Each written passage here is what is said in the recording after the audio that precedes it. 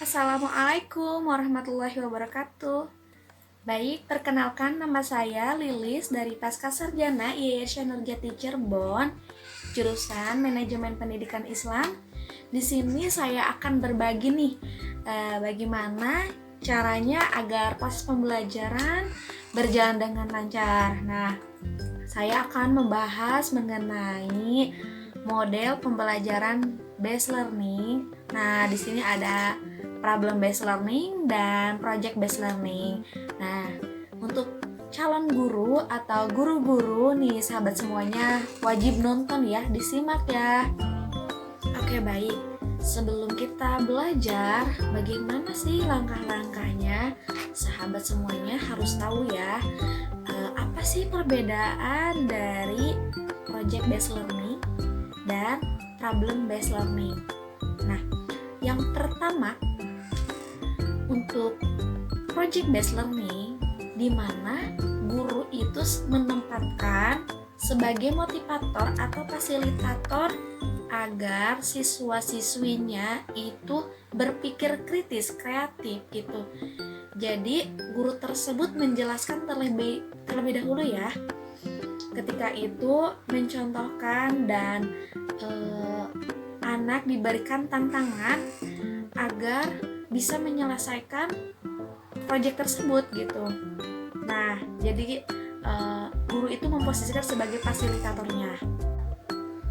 Oke, selanjutnya yang kedua ini adalah model pembelajaran problem based learning. Yang membedakan yaitu ketika problem based learning ini mendorong agar siswa dalam memecahkan suatu permasalahan dalam dunia nyata dengan cara menganalisisnya, kemudian berpikir kritis, mampu memecahkan masalah gitu. Nah, perbedaan dari keduanya ini, kalau problem based learning itu mendorong siswanya agar mampu menyelesaikan masalah, kemudian project itu guru itu sebagai fasilitator atau motivator sama gitu, supaya siswa tersebut berpikir kritis gitu. Oke. Selanjutnya yaitu bagaimana sih langkah-langkahnya agar project based learning ini bisa berjalan dengan lancar.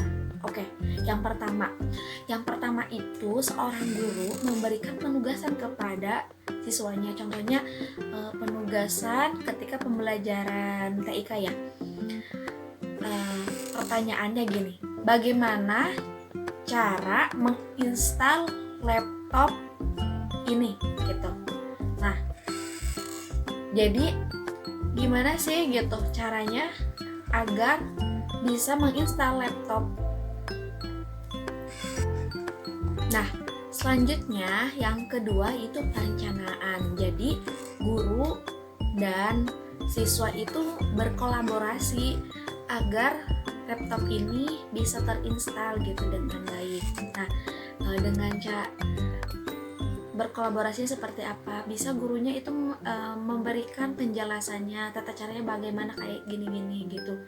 Terus bisa juga dengan cara memberikan peluang gitu kepada siswanya untuk mencari tahu baik di internet, kemudian bisa di perpustakaan, mencari referensi buku gitu, agar termotivasi gitu seorang siswa tersebut dalam menyelesaikan proyek ini gitu. Nah, selanjutnya yang ketiga ini jadi membuat jadwal seperti apa? Jadi seorang guru dan siswanya itu berkolaborasi ya. Siswa itu menjelaskan setelah tadi kan yang kedua kan perencanaan, setelah siswa dikasih agar proses menginstal komputer ini dengan baik gitu. Setelah siswa tersebut menyampaikan proses langkah-langkahnya. Nah, selanjutnya yang keempat setelah penjelasan tadi, monitoring. Jadi ketika melakukan penginstalan, seorang guru itu wajib untuk monitoring, karena takut ada kesalahan, kegagalan gitu pada saat install.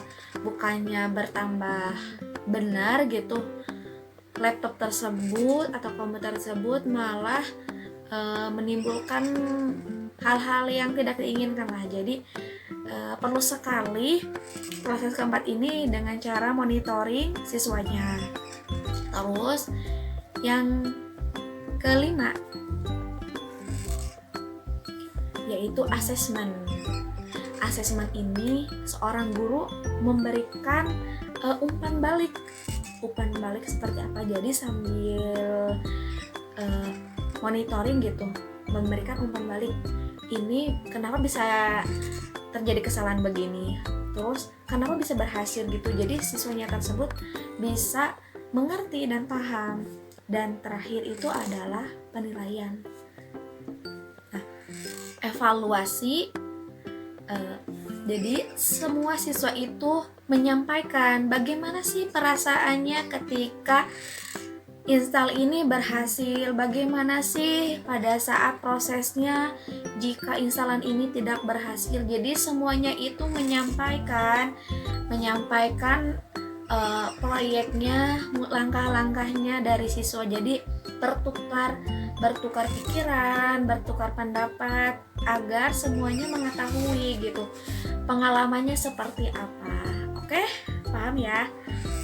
Langkah-langkah untuk project based learning ini. Oke, selanjutnya bagaimana sih langkah-langkahnya dalam model pembelajaran problem based learning?